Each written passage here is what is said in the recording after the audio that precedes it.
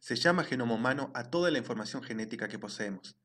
No está limitada únicamente a los genes, sino a toda la secuencia de ADN contenida en cada célula de nuestro cuerpo. Es difícil subestimar la importancia que tiene para la ciencia poseer una lista completa de todos los genes humanos.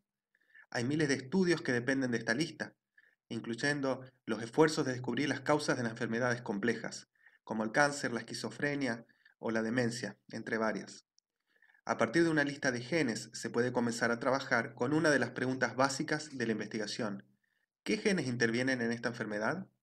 Pero para saber esto, debemos asumir que sabemos qué genes disponemos. Sin embargo, después de grandísimos avances en la tecnología, los cuales incluyen el proyecto Genoma Humano, que fue terminado ya hace más de 2 décadas, la pregunta de cuáles y cuántos genes tenemos todavía abre muchos interrogantes. El proyecto Genoma Humano buscó poseer la secuencia completa del ADN humano. Comenzó en 1993 y terminó en el año 2003.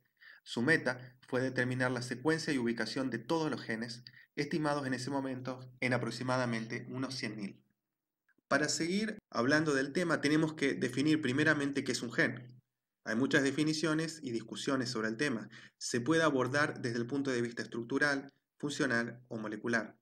El proyecto Genoma Humano estaba buscando específicamente lo que se conoce como genes codificantes o genes codificantes de proteínas, es decir, secuencias de ADN que se transcriben y traducen a proteínas. Como sabemos, las proteínas generan la gran mayoría de las funciones del cuerpo.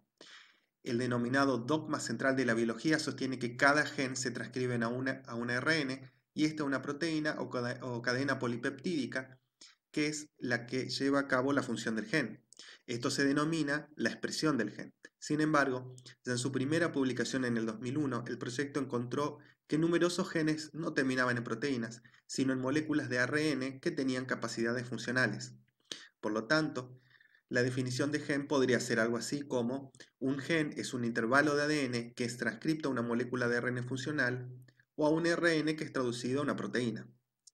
Como pueden ver, el término gen es un término complejo. ¿Se sabe con certeza cuántos genes poseemos? La respuesta es no. De los 100.000 genes que inicialmente pensábamos que teníamos, las primeras publicaciones del proyecto Genoma Humano evidenciaron que solamente teníamos un número cercano a los 31.000, donde aproximadamente 26.000 eran genes que codificaban proteínas y los restantes eran secuencias que transcribían solo ARN. Cuando la búsqueda se refinó en el 2004, se encontró que 24.000 genes eran codificantes para proteínas y finalmente el número se redujo a 22.000 de un total de 34.000 transcriptos.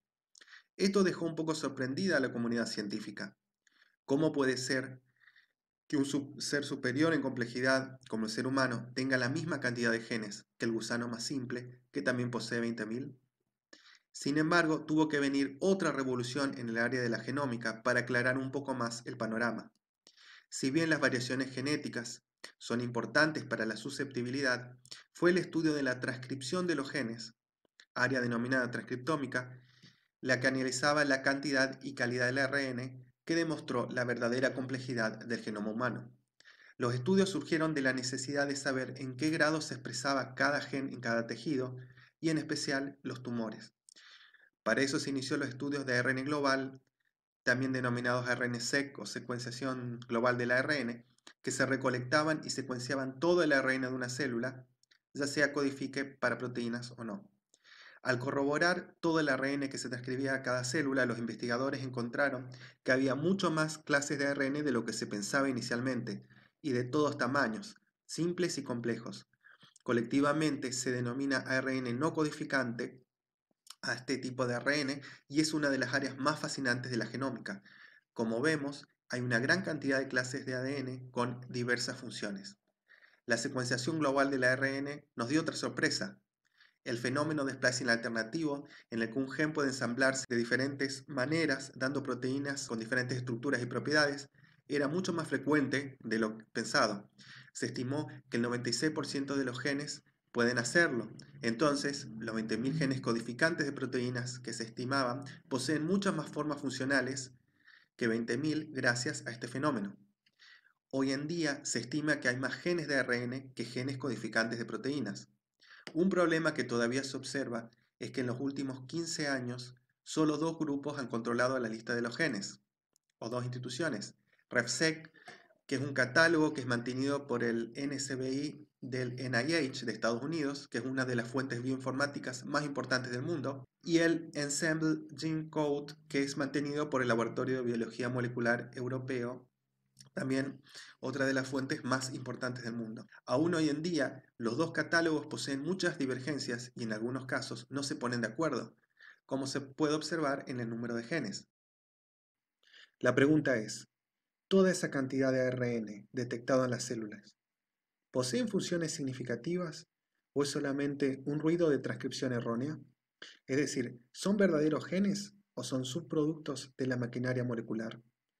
Sea cual fuese el caso, el siguiente paso será la caracterización de cada uno de los genes y su rol específico en la biología humana. Muchas gracias.